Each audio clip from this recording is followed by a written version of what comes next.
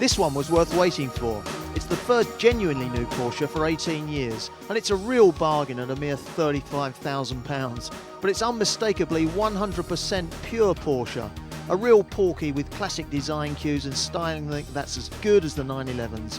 And who better to tell us more than Porsche's chief designer? Starting off with a clean sheet of paper for us designers is of course the ideal start for such a project. We from the design department of Porsche always have loved to do such a car. So when the project started, we actually had quite a lot of ideas up our sleeve, and therefore we were quite prepared to do the Boxster. What was the idea in mind? Obviously you'd completely blown out the idea of having this as a four-seater, a 2+2. It's strictly a two-seater roadster. I mean, yes. Who do you have in mind? Do you sit there with your ideal customer, your ideal prospective buyer in mind when you sit down and pen a car like this? No, it's based on our strategy that we will have two sports cars in our range. One with a mid-engined layout and one with a rear-engined layout. And the one with the mid-engined layout is the one in which I'm sitting right now, the Boxster, with pretty much a very exciting interior, as you can see, where we brought in some new design features based around some very traditional and strong features of which Porsche is so well known of, like the instruments, as you see here. The instruments on a 911 play a very important role in its interior design. And as you see on the Boxster, this is a new interpretation.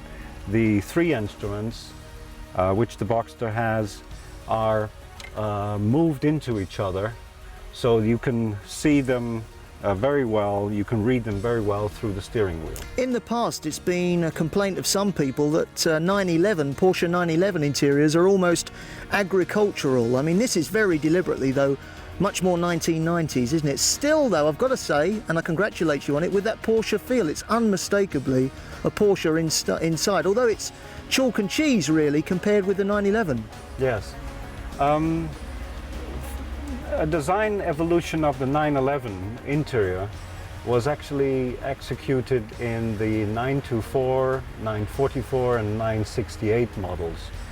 That evolution has not been that strong that people saw it as the big step. Therefore, on the Boxster we did a larger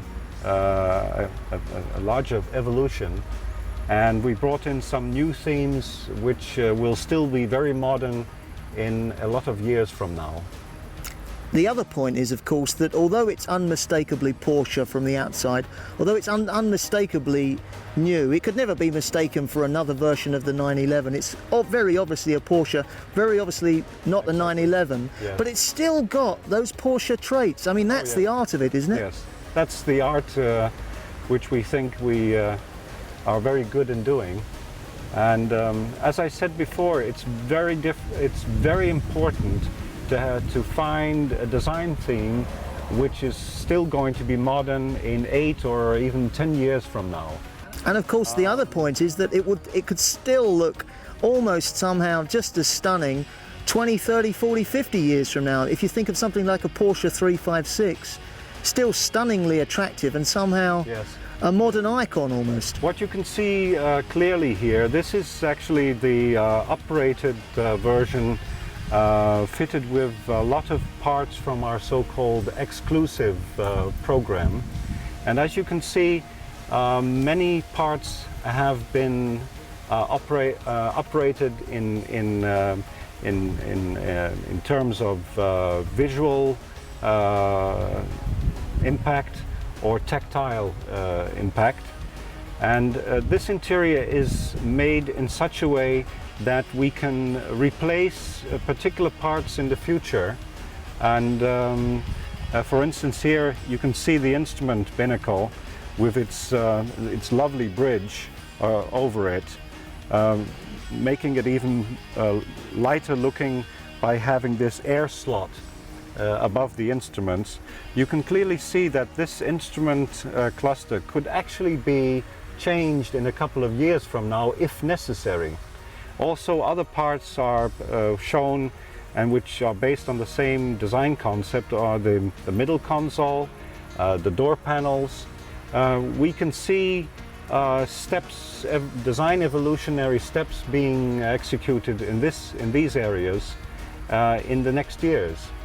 If I had £35,000 to spend, do you think it might be a wise bet to actually get one of these, seal it up in a large cellophane bag and maybe keep it in a garage for 20, 30 years, wheel it out in 3 decades' time and become a millionaire? No, I don't think so. I think you should buy it as soon as you can, enjoy it as much as you can, and as it is, because I think in many respects, from a design point of view, from a technical point of view, it's miles ahead of the competition, and therefore, why not enjoy it at this moment? What you're looking at here is a classic of today and the future. The great thing about this car is that it's relatively cheap. For the price of $1,911, you can buy a Boxster for yourself and another Boxster for the wife, the mistress, your mum, your own.